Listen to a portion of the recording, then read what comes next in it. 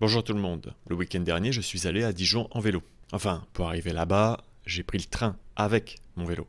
Et je vais pouvoir en profiter pour vous partager mon retour d'expérience sur cette solution, si c'est intéressant, agréable, les astuces pour pouvoir se déplacer de cette façon, les avantages bien sûr et les inconvénients. Parce que oui forcément, déplacer un vélo c'est pas toujours super facile. Enfin bon, vous allez voir. Et j'en profiterai pour faire un petit audit de la cyclabilité de cette ville, car oui, il y a des choses à dire. J'avais pu faire un direct là-bas avec des habitants qui m'ont accompagné pour pouvoir me montrer quelques joyeusetés. D'accord.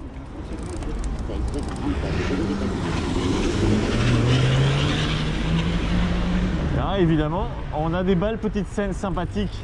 Donc la première chose pour aller à Dijon, eh bien, c'est de prendre le train. Et pour le prendre, eh bien, il a fallu se déplacer à vélo du 19e arrondissement jusqu'à Bercy. Chose qui se fait d'ailleurs très bien aujourd'hui, de façon très agréable, car sur l'itinéraire, presque 90% est en piste cyclable sécurisée. Alors je ne sors pas ce chiffre d'un chapeau magique, vous pouvez d'ailleurs utiliser l'application Komoot pour vérifier votre itinéraire et choisir le plus sécurisé. Et donc c'est quelque chose à souligner, à Paris c'est quand même un bon point, on peut maintenant vraiment se déplacer en sécurité à vélo. Ensuite, l'étape suivante, c'est d'arriver au quai et pour cela, eh bien, je vous conseille de passer par le dépose-minute motorisé. Ça vous évitera de galérer dans les ascenseurs pour rien.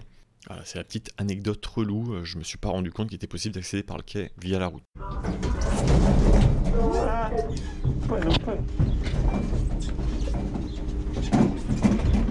Don't like. Hey.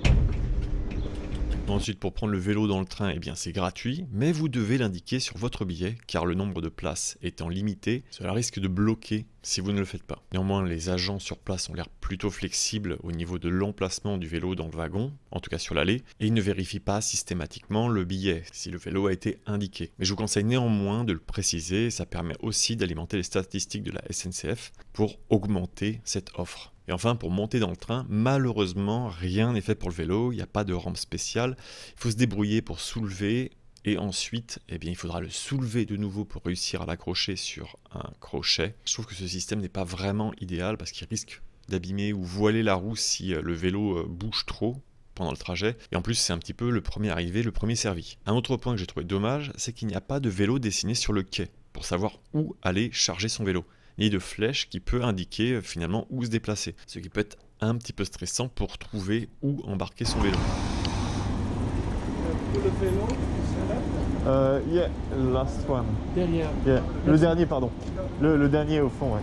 Cette information n'est indiquée que sur les wagons. Encore même sur les wagons, il n'est pas indiqué combien de places sont accessibles pour ces vélos.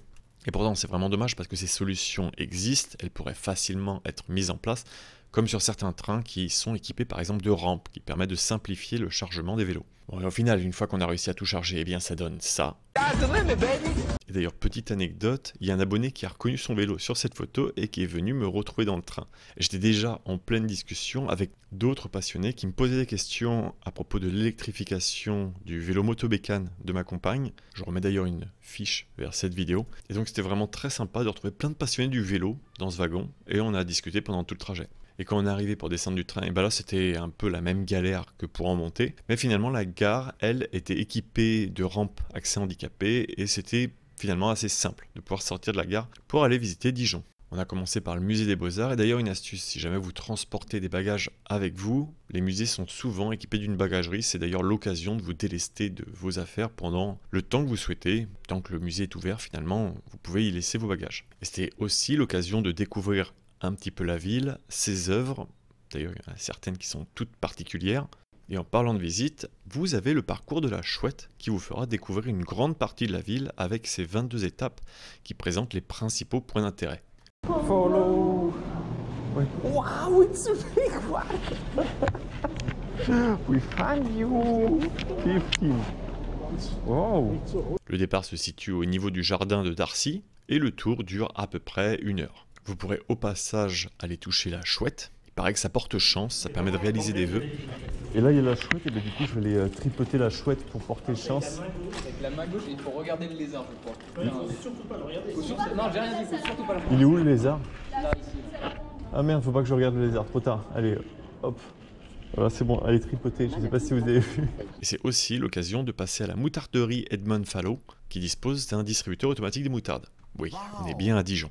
Bon, malheureusement, la boucle de la Chouette ne fait pas passer dans le jardin botanique, mais c'est vraiment un coin à ne pas manquer. D'ailleurs, le jour où on y était, il y avait des activités, c'était super sympa de passer un petit moment dans ce parc.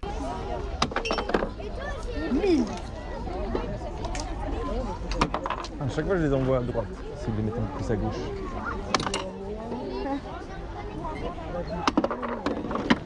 Ah, 1080. Et vu qu'on avait le vélo, c'était aussi l'occasion de faire des balades, notamment autour du lac Kyr, avec sa plage, et son canal très agréable à suivre tout du long. Et à propos de vélo et de déplacement, c'est le moment de faire le point sur ce que propose Dijon. Eh bien, il y a plein de choses à dire sur cette ville. Tout d'abord, le positif, c'est que le centre est quasiment complètement piétonnier, tellement qu'il en est même difficile de circuler à vélo.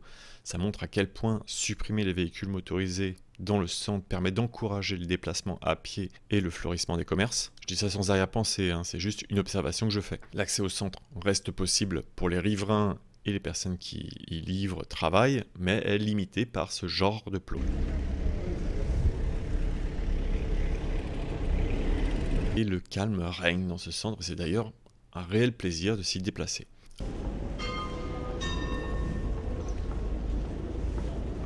À pied ou à côté du vélo, je tiens à le préciser. C'est pas non plus fait pour rouler à vélo cet espace. À propos des déplacements à vélo, il y a un autre point qui est très agréable, c'est le stationnement. Il y a toujours une place à côté des commerces, en tout cas tous ceux dans lesquels on a été, et c'est super pratique. Ça évite de se prendre la tête comparé à Paris où souvent on cherche le meilleur spot possible sur une grille ou un poteau, parce que malheureusement il n'y a pas de stationnement qui sont faits pour les cycles. Et un autre point, c'est que cette fois sur les vélos, on avait équipé des sacoches qui permettaient de les retirer à chaque fois qu'on s'arrêtait. Et ça aussi, c'est vraiment pratique de pouvoir transformer ces sacoches en sac à dos. Et si ça vous intéresse, j'ai des codes promo en description, mais je vous en reparle plus loin.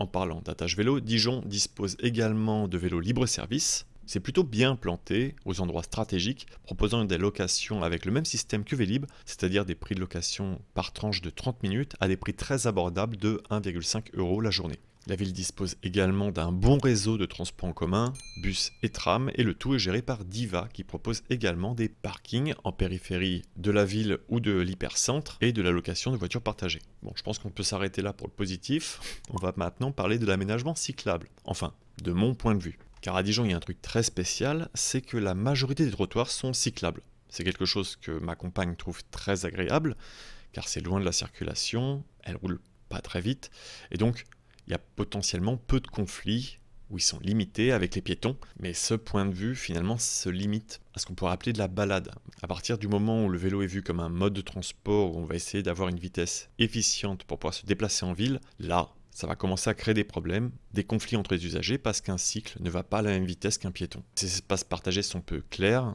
car par exemple là, je suis sur le passage piéton, alors qu'en fait, il y a la piste cyclable qui est là.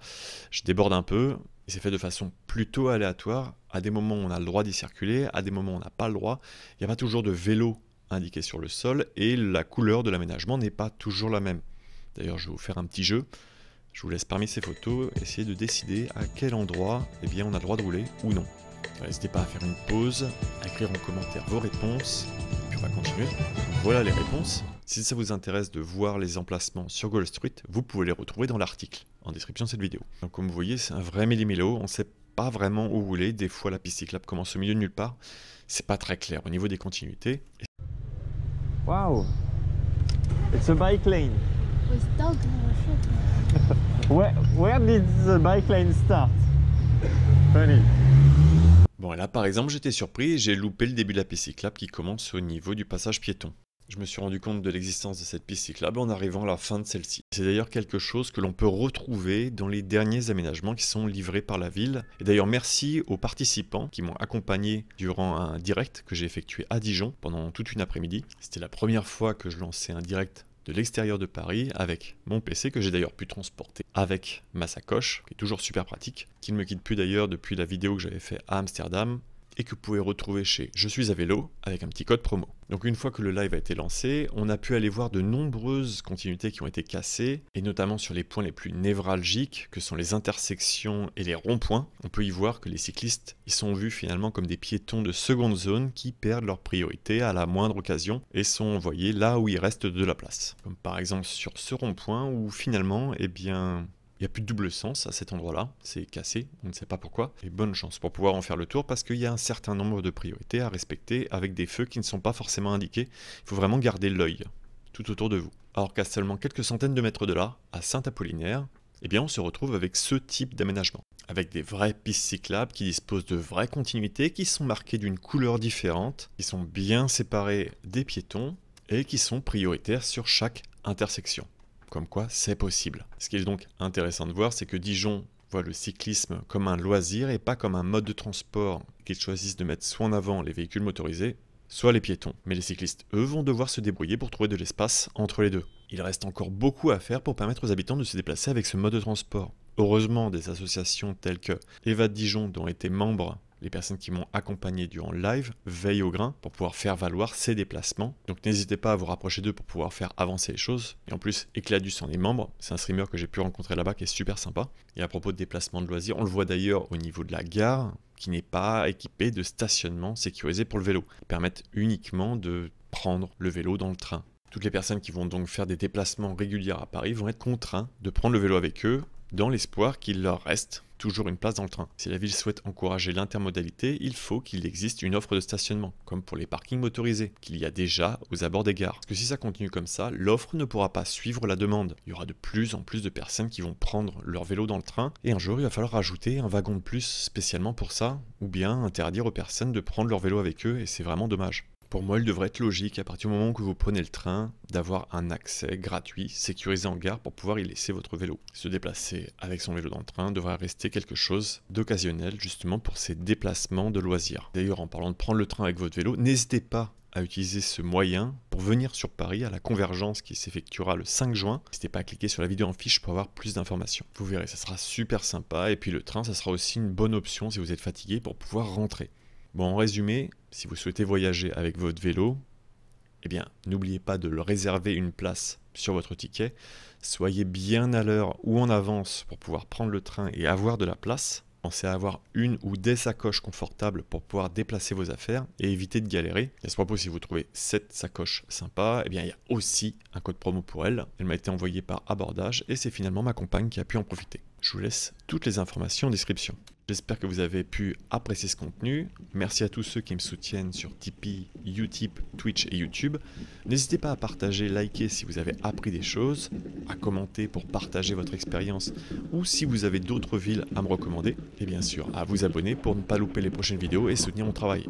Je vous dis à bientôt et bonne route.